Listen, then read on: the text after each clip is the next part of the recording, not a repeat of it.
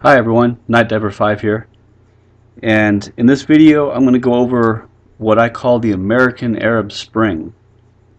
And this video is going to have a lot of different information. It was a little difficult to organize, so just kind of bear with me. I'm going to go through a whole bunch of different ideas, but I will tie them back in at the end. First, I want to start with Edward Snowden, and I will say that I have not believed that he's for real from day one. I'm not going to go into all the different things as far as proving it. I'm not going to bring up articles and that type of thing.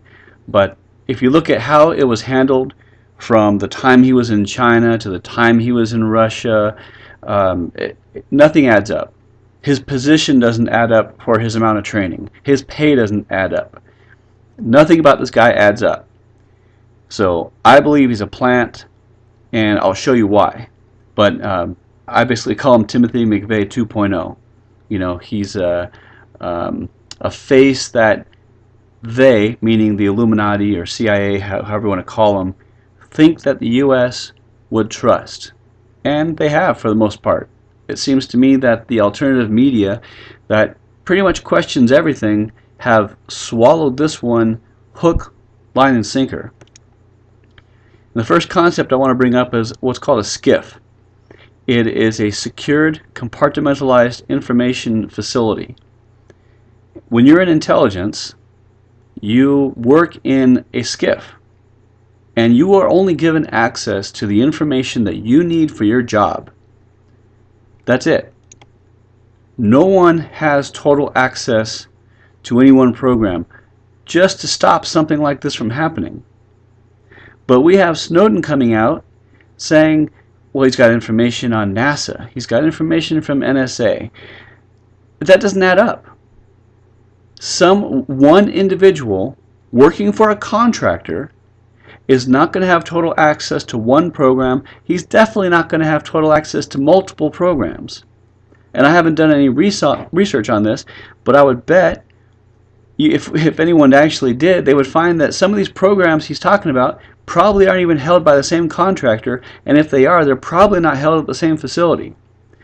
So I don't believe that there's any way that this guy has the information that he says he does, or at least not the way he got it. And I'll show you why I think he's bringing out this information, or why they are having him bring out this information. In the last 6, 8, 12 months, we've had a number of scandals, right? And again, this is just off the top of my head. I'm not trying to make an exhaustive list of all this. I'm simply bringing examples forward. So we had the NSA data collection leak, a la Snowden. We have the IRS not giving Tea Party and other conservative groups their tax-exempt status. We have wiretapping with the AP News. We have Benghazi. We have the Bin Laden killing, which obviously was not Bin Laden, and he's been dead since 2002. We have SEAL Team 6 being killed in the helicopter accident. Total crap there. And Obamacare webpage, now $1 billion webpage that doesn't work. Okay, are these really scandals? Next, we have the government shutdown, where we saw total vitriol from our government in the way that they treated the people.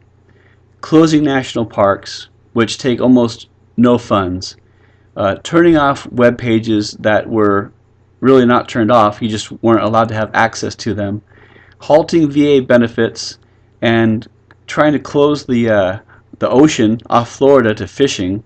I mean, total crap. This is just beating people up. This is purposeful hatred of our government towards the people. These are not people trying to do the right thing that are bungling. These are people that hate the American people and want to bring them down. Most of you understand that. Here's another example. We have Alamo Heights basketball fans reprimanded after USA chant. So you can't say USA because that might be racist. And in Common Core, there was an assignment recently that removed 2 amendments from the Bill of Rights. So what does all this have in common? Because they all have something in common, in my view. That's where I'm getting to. And this is what I call the American Arab Spring. Now, the Arab Spring was back in the spring of 2011, and something like 17 Arab nations overturned their governments. But of course, those were all CIA operations. So what is happening now here in the US? I call it the American Arab Spring. What they're going to do, we know they want to tear down the US, but they're not going to come in with nerve gas, not right away. They're not going to come in with foreign troops, not right away. They're going to use Americans to tear down America. But what do they need to do first? They need to disenfranchise the population. So how do you do that? How do you tear apart a nation? Well, you do it through multiculturalism. You destroy the money, remove the industry, you promote immorality, fluorides, poisonous vaccines, you can add chemtrails to that. So all of this is an attack on the people. You get them feeling down, you get them sick, you make them lose faith in the system. Okay, once that happens, then they're willing to revolt at a certain point. So another thing I want to bring up, was Obama really making international blunders? Was America's image tainted due to his ineptness? Well, America's image may have been tainted, but I think everything he did was intentional. I don't think anything with the government shutdown or Syria or anything else you can imagine that he's done in the last couple months that seemed to have been like, man, this guy just doesn't know what he's doing. We just picked the wrong person. No, he knows exactly what he's doing. He's getting done his job, just like Bush's job was 9/11 and getting us into those illegal wars in Iraq and Afghanistan. Obama is doing exactly what he's supposed to. Now let's move on to Putin. Why is Putin saying things we think an American president would say?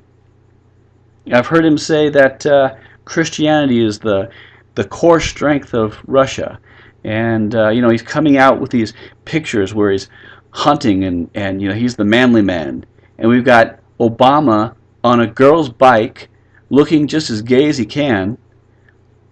There's a reason for this. Remember when FEMA signed a cooperation agreement with EMERCOM? That happened around on June 25th, 2013. Did anyone happen to notice EMERCOM's logo? I went on their webpage, and one of the links goes right to an explanation of their logo. And I'll have that link below. Here's their logo. Let's take a look at it. At the very top, you have the ball sun cross, which is also on all the Pope's robes, because that is actually sun worship. Then you have a crown. Then you have a double-headed eagle. Now that white star is illumination. Illumination is Satan worship, and the illumination can be portrayed in several different ways. This is a star. It can also be rays of light, like behind the all-seeing eye on the dollar, or it can be a round disc, like in Catholic art.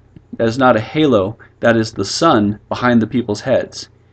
And there's more variations to all those, of course, but this is illumination, as in Illuminati, because they worship Satan as an angel of light, which is 2 Corinthians 11:14. Now we also see a pyramid, and he's clutching tools, which I have not looked into what the tools are. But this is what's interesting. You might recognize this as the cover of Morals and Dogma, and what do we see? We have the illumination, we have the pyramid, we have the ball sun cross, we have the crown, we have a double-headed eagle, and this one is also clutching a tool. What I'm trying to show here is that they are both connected. And I believe that Putin's job is to confuse Americans. And I've even heard people say Putin should run for president. But at least we would have a president, because we don't have one right now. Actually, Putin doesn't qualify either. So Obama and Putin are getting coordinated orders to do and say exactly what we see them doing. And they are each getting their orders through their own arms of their own Illuminati chapters from the Vatican, which runs the world. And I'm not going to get into that in this video. Research it or watch some other of my videos. But the Vatican runs the world. So all of those things that I pointed out, all those examples, this is about destroying our identity and making us lose faith in the U.S. Eventually, it will push us into a violent reaction, and then they can do what they've always wanted to do, which is bring us under martial law. That's what I think all those things above in common have. So going back to Snowden, again, I don't think he's this great patriot. Do you think the CIA couldn't nab him or poison him at any time they wanted? You think Russia really wants to protect Snowden and they can thumb their nose at America? No, they're all working on the same side. The world divisions are false. They are meant to keep us busy. Anyway, so this is what I call the American Arab Spring. Basically, at some point, they will push us into a corner until we have to react, and then they'll have the reasoning to bring in martial law. So yes, we must resist, but we've got to resist very carefully. That's all I got for you. Thank you.